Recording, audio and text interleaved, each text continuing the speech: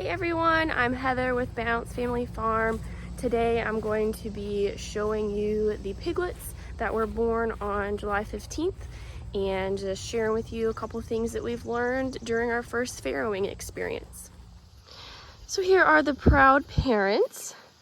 You'll notice that they are separated by a wire right here, and so we did that about halfway through her pregnancy just so that she could be getting extra food and he wouldn't take it all from her.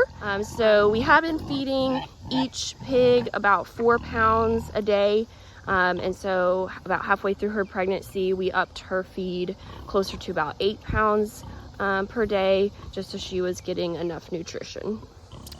So I think we've shared this before, but these are purebred registered Hereford pigs. We got them from a breeder a couple hours away, and we chose Herefords because they have a pretty calm disposition. They're usually great mothers and have good sized litters, and so that's really been the case for us. I'll go into a little bit more detail when I show you the cute little piglets, but she's been a great mother, and so we are very thankful for that.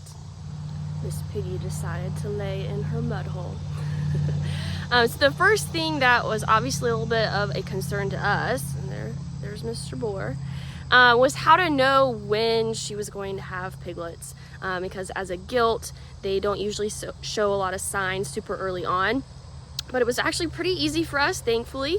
The last time we really saw him chasing her around and messing with her was actually the day we filmed the video about us planting potatoes back in March, and so we used that date to kind of do the whole due date calculator. So gestation for pigs is usually 3 months, 3 weeks, and 3 days. So that's kind of how we knew when to be expecting our precious little piglets. So once we calculated those dates, we expected her to farrow on July 11th. And some telltale signs that she was getting very close was just she blew up. You know, very swollen and struggling to walk, laying down a lot more, kind of like humans, I guess. And so the day before, or the day of, I guess, that she had them, she was just really struggling to walk. And so we pretty much knew it was going to be that night.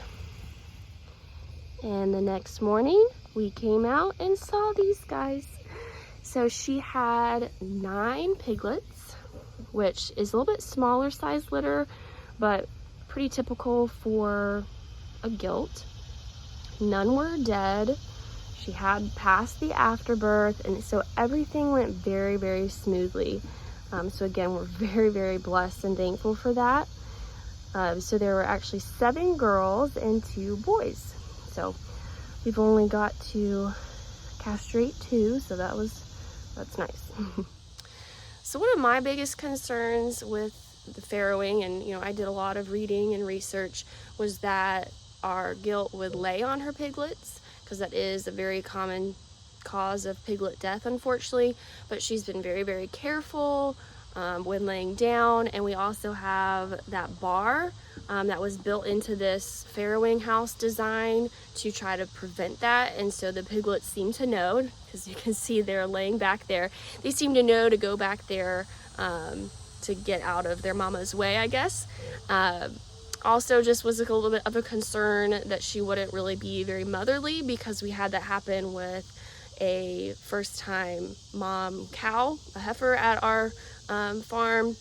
She had a calf and just left it, and so it was great to see that this pig is very, very motherly, and she's been taking care of her piglets. They're just so precious.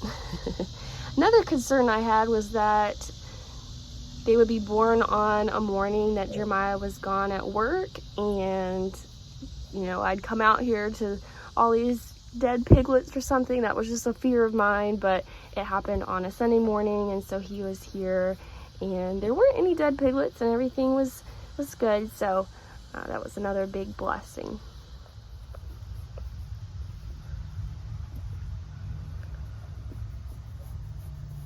We feel like they've already doubled in size, it seems. So again, this is the first time we've seen piglets this little, because we had been buying feeder pigs But they're getting really big really fast.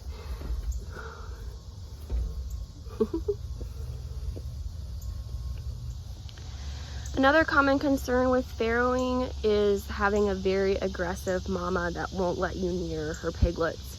And so she's not been that way. Of course, we're always still extremely careful not to disturb her or make her mad. I usually just try to come out here and play with the piglets while she's eating, just so they'll get used to us and used to people. So our plan with these piglets is to raise them until about March when they're 8 months old and take them to the processor. And we could have registered this litter because the parents are purebred. We're not planning on doing that, again, just since we're raising them as feeder pigs. We could have sold these piglets for a pretty decent price because they're registered, but the main goal of us getting into farrowing was so that we could be more self-sufficient, raise our own piglets, and not have to source them from elsewhere, because it's getting harder to do that with good breeds. And so that is our plan with these guys. And it's also just always been a dream of Jeremiah's to raise Hereford pigs and Hereford cows. And so we have both now, so that's pretty cool that he's getting to live out his dreams. So we are already starting to look up, just how to go about the weaning process, just to be proactive and get on top of that. So between 6 and 8 weeks, they'll be weaned and they will head out to the other property and live their lives there out in the pasture.